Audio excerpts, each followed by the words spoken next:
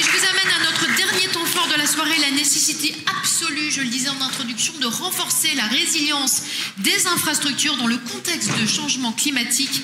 Pour en parler, on va applaudir Koen de Creux. J'y suis parvenue. J'ai réussi. Et Batou Lassoun, s'il vous plaît, qui vont me rejoindre. Bonsoir à tous les deux.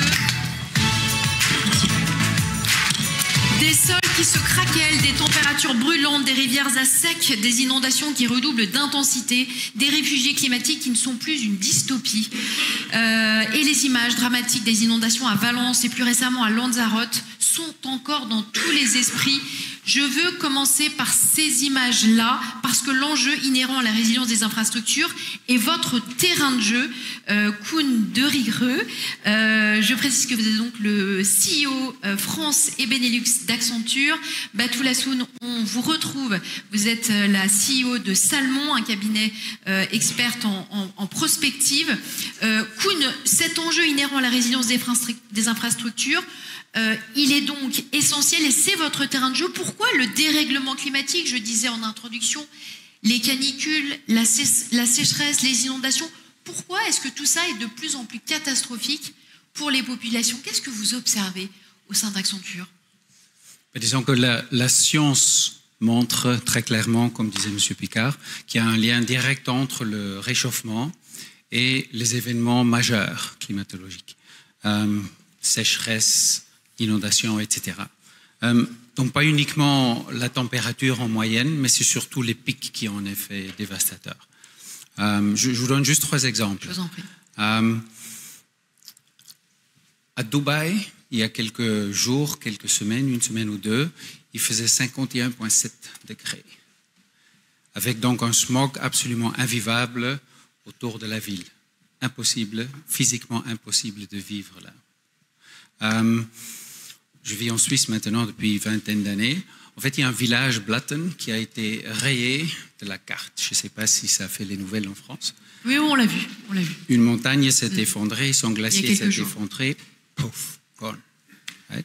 On se rappelle tous des tempêtes de neige aux États-Unis. On se rappelle de l'Arabie Saoudite et les inondations. Donc, ça nous affecte profondément en tant qu'être humain et il s'agit de centaines de millions, pour ne pas dire des milliards de coûts, sociétés, infrastructures, etc.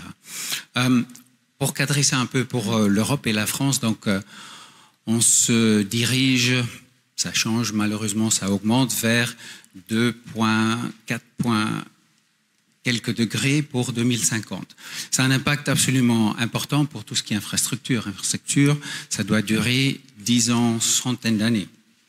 Donc en fait, le World Economic Forum rapport le dit très très clairement.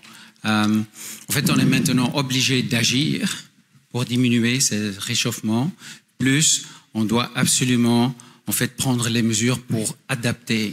Donc la combinaison des deux est très très importante. Ce qui est très intéressant dans les 3 exemples que vous prenez, c'est que vous nous les auriez donnés il y a quelques années, on vous aurait pris pour un fou et on vous aurait dit c'est de la science-fiction. Or, c'est aujourd'hui arrivé. Quel est l'impact pour les entreprises? Qu'est-ce que vous dites aux entreprises que vous conseillez? Il y a plusieurs impacts, donc je vous en cite 3. Premièrement, les coûts, bien évidemment. De nouveau, le World Economic Forum a écrit un rapport très très clairement là-dessus. Quand on prend les entreprises qui sont dans l'infrastructure ou services de transport, on parle de 7% d'impact EBITDA. Dans certaines industries, par exemple, telco, par exemple, utilities, l'impact peut aller jusqu'à 20%. Donc, c'est un montant absolument gigantesque, énorme. Donc, premier élément, coût. Deuxième élément, c'est bien sûr la disponibilité des ressources. L'eau, par exemple. Nous savons tous que l'industrie de matériaux de construction, d'énergie renouvelable ou pas, dépend absolument de l'eau. EDF, par exemple, dit que 90% en plus de la génération d'énergie, d'électricité, est directement dépendant de l'eau.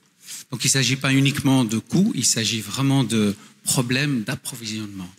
Et ensuite, il y a la question, l'enjeu majeur de assurabilité, c'est-à-dire le rapport Le Grenelle, par exemple, pour le ministère de l'économie, dit que à court, moyen terme, il y aura des régions entières, en France par exemple, qui seront inassurables. C'est-à-dire, ça pose un problème gigantesque pour tout ce qui est société, pour économie, etc.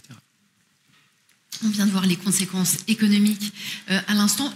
Quelles sont les conséquences sociales du dérèglement climatique, Batoul ? Alors pour rebondir, moi je trouve que ce qui est intéressant, c'est qu'on n'est plus dans le monde de la moyenne, mais dans le monde de l'écart type. Et c'est bien ça tout notre problème. Et les conséquences, elles sont, c'est l'effet papillon, c'est-à-dire que quand il y a un glacier qui fond, c'est pas juste la montagne qui est impactée, c'est les ports, parce que la mer dans quelques années va monter de 7 mètres, et donc les infrastructures qu'on construit pour plusieurs années vont être touchées. Donc ça, on voit l'impact très directement. Et socialement, alors vous parliez un peu de science-fiction, moi je pense que c'est très intéressant d'aller voir quand on fait un peu de prospective, d'aller voir dans le futur et d'aller voir ce qu'écrivent aussi les auteurs. Je ne sais pas si vous avez lu Alain Damasio, La vallée du silicium, super intéressant. Il y a un chapitre par exemple où il décrit San Francisco. Et il montre que c'est une ville où il y a plein de voitures autonomes, etc. Certains, si vous y êtes allés, vous l'avez vu. Mais ce qu'il décrit derrière est intéressant parce qu'il montre que, en fait, ces voitures, elles sont en train de tourner comme des zombies, vides, parce qu'en fait, les gens n'ont plus le moyen de se le payer. Donc, les conséquences sociales, c'est ce qu'on disait avec la transition juste, et comment on pense à la fois à quelque chose qui marche socialement et écologiquement, les deux en même temps. Et donc, la solution, vous l'avez dit, Monsieur Hénégo, c'est très simple, c'est croire à la science, être pionnier, mais aussi croire à l'humain, et donc pas être dans le techno-capitalisme, comme dit Damasio très bien, mais réussir à mélanger les deux. Oui, il faut de la technique, oui, il faut de l'innovation, mais il faut aussi penser l'humain, et c'est quand on croisera les deux que ça marchera. Alors, puisqu'on est aux États-Unis, on va y rester. Est-ce que justement les États-Unis, c'est un bon territoire de réflexion pour faire des tests sur ce qui peut fonctionner ou non en matière écologique ? Ne nous parlez pas de la Chine, mais restons aux États-Unis. Non, ce qui est intéressant, c'est oui, on peut faire de la prospective, mais on peut aussi voir dans des zones des stress tests. Donc typiquement les États-Unis, on voit bien qu'ils résistent pas parce que les infrastructures ont été construites il y a plus de 100 ans, ou en tout cas un certain nombre d'années, que ça résiste pas. Donc en fait, on voit bien que les aléas climatiques sont en train de se multiplier, etc. Ils vont être plus intenses, plus fréquents. Et aux États-Unis, en fait, je vous donne 2-3 exemples, mais quand on voit par exemple les ponts qui sont en train de se dilater et où on arrête la circulation parce qu'il faut les arroser, c'est qu'il y a un problème. On voit bien que ça ne tient pas, ça ne marche pas. Et ça a un impact l'écologie a un impact économique. Là, la boucle est bouclée, c'est-à-dire qu'on voit bien que ça empêche les gens d'aller au travail, de se déplacer, et donc ça nuit à la productivité, au PIB du pays, in fine. Et donc on voit bien que dans ces territoires-là, où les infrastructures sont surveillantes, ça fonctionne plus. Donc l'écologie a un impact aussi économique. Oui. Vous parliez des villes à l'instant, et notamment de Dubaï. On aurait pu citer également New Delhi qui atteint des pics de température. Pourquoi les villes sont-elles si vulnérables, et est-ce qu'il y en a certaines qui s'en sortent mieux que d'autres ? Oui, les villes, effectivement, c'est les nœuds des services d'infrastructure, de transport, etc. C'est là où il y a les différents flux se rejoignent, les dépendances sont vraiment là. D'ailleurs, on peut s'imaginer dans un système vraiment très dense, dès qu'il y a un maillon, fût-ce qu'un maillon qui fonctionne plus, ça pose problème chaotique, bien sûr. Donc, les villes, c'est vraiment ces nœuds. Alors, est-ce qu'il y a des villes qui s'en sortent le mieux ? Oui, absolument. On parlait des ports et de Rotterdam. Rotterdam combine plusieurs choses. Premièrement, juste un exemple, bien sûr. En fait, ils ont un urbanisme responsable qui prend en compte tout ce qui est les développements climatiques. Par exemple, il y a des espaces qui, en temps de sécheresse, si je peux m'exprimer comme ça, sont pour des biens publics et qui sont en fait des bassins qui peuvent se remplir quand il y a des tempêtes. Bien sûr, tout ça en plus des digues, etc., qu'ils implémentent. Donc, c'est cette combinaison de planification stratégique pour l'urbanisme combiné avec une sorte de reconversion de l'existant. Alors, entrons dans le détail des coûts, si vous le voulez bien, qu'on a effleuré avec vous, Batoul, à l'instant. Il y a près de 20 ans déjà, le rapport Stern avait chiffré le coût vertigineux de ce qu'on appelle l'inaction climatique, qui s'écrit en plusieurs points de PIB. À quel moment est-ce que ne rien faire va coûter plus cher que faire ? C'est déjà le cas. C'est déjà pire. C'est-à-dire qu'aujourd'hui, ça coûte moins cher, en tout cas, de prévenir, travailler sur l'adaptation, etc., que de réparer. Et pourtant, on ne le fait pas encore assez. Bah ça, c'est pas moi qu'il faut poser la question. Pareil, c'est pourquoi j'aimais bien ce que vous avez dit, Karima, c'est-à-dire que la question, c'est pas qui paye, c'est qui investit. Et moi, je suis étonné que les investissements soient pas plus costauds. J'ai trouvé un chiffre que je trouvais intéressant. En fait, sur les 10 dernières années, la conséquence des catastrophes naturelles, elle a été évaluée, elle a été multipliée par 10. Elle a été évaluée en 2022 à 10 milliards. Et dans les 30 prochaines années, ça sera 140 milliards. Alors justement, pour rebondir, l'enjeu, c'est donc d'avoir une approche plus proactive, d'être plus réactive, d'anticiper ces aléas plutôt que de les subir. C'est ça, cette approche que vous travaillez au sein de Moving On? Oui, justement, c'est comme ça. Tout à fait. Donc, en fait, c'est un de nos efforts. Donc, on a un groupe Resilient Transportation Infrastructure avec Alstom, Engie, Massif, Geodis, Renault et Michelin. En fait, il y a une conception commune d'une plateforme pour ensuite entrer dans un développement plateforme, et en fait qui va prendre l'environnement, la question vraiment de A à Z, et qui va intégrer les différentes dimensions. Et donc cette plateforme devrait nous permettre à vraiment identifier tous les risques, pas uniquement infrastructure, transport, mais aussi social et géopolitique. Ensuite, de pouvoir envoyer des alertes en temps réel. Ensuite, de fournir des solutions avant et pendant les désastres qui se présentent. Donc, c'est une initiative très importante pour nous.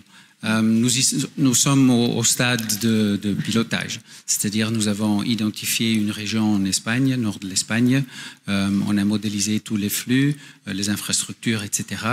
Donc pour prouver, comme on a discuté, qu'effectivement c'est dans l'action et dans le concret qu'on fait la différence. Il y a un point dont vous ne nous avez pas encore parlé, peut-être que vous ne voulez pas en parler, mais c'est le rôle de l'IA, et notamment de l'IA générative, Gen AI, dans ce processus d'anticipation des dérèglements climatiques, justement. Quel rôle l'IA pourrait-elle jouer? Est-ce que, par exemple, dans une catastrophe climatique comme Valence, si l'IA avait été plus prépondérante, si on l'avait davantage utilisée, on aurait pu éviter certaines choses, selon vous? Certainement. Ceci dit, il faut mettre en contexte quand même, c'est-à-dire c'est pas de silver bullet qui va résoudre tout. Donc est-ce que Gen AI peut apporter quelque chose? Absolument, parce qu'en fait c'est une technologie de prédiction. Ça nous permettrait ou aurait permis à Valence par exemple de mieux anticiper, voire même mieux gérer, peut-être même éviter quelques conséquences.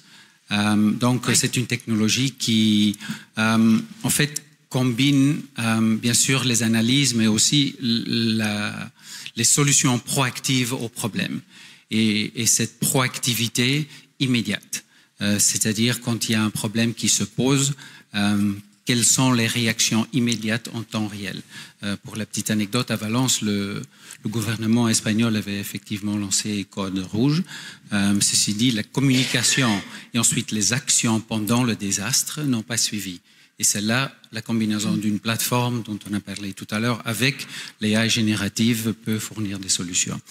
Alors, c'est pas un silver bullet, c'est-à-dire, je dis toujours, quand on fonce à 200 à l'heure dans un mur à 400, et si on met des outils très sophistiqués qui s'appellent Gen AI, et on ne change pas de... Ils ralentissent un petit peu le processus et la vitesse. Disons qu'en fait, il y a des changements fondamentaux qui doivent être faits afin d'éviter tout cet impact. Donc, Gen AI peut aider, absolument. Est-ce que c'est la solution fondamentale du tout? Merci beaucoup, c'est très très intéressant. Tout l'assaut, plus largement, au-delà de l'adaptation au changement climatique, on va rester sur cette notion, on va terminer sur cette notion de management et de recrutement. Est-ce qu'on a les compétences et les talents nécessaires pour anticiper, pour accompagner ces transformations liées à la mobilité de demain? Alors oui, moi je suis très optimiste pour le coup, de nature, mais aussi par la situation. On a en France et en Europe toutes les compétences, des initiatives, le Shift Product, les initiatives, la consultation citoyenne qui a fait avancer quand même le débat, les compétences parce qu'on est un pays d'ingénieurs. Malgré tout ce qu'on dit, les enjeux de la dette, etc., on a encore les moyens, je pense, et surtout si on le voit comme un investissement.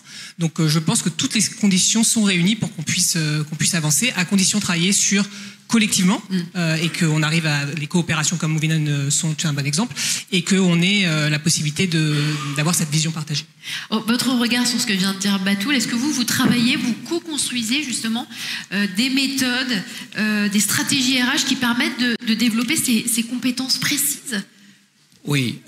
Et est-ce que vous l'appliquez déjà chez Accenture? Un besoin fondamental. Donc, ce que nous voyons chez nos clients, c'est deux choses. Il y a donc une pression énorme, par exemple pour tout ce qui est infrastructure, services de transport, etc. En même temps, il y a un besoin de nouveaux métiers, vu ce qui nous arrive avec le climat, l'impact sur l'infrastructure, par exemple. C'est-à-dire des compétences de modélisation, de gestion de crise, etc. Mais c'est quelque chose de nouveau.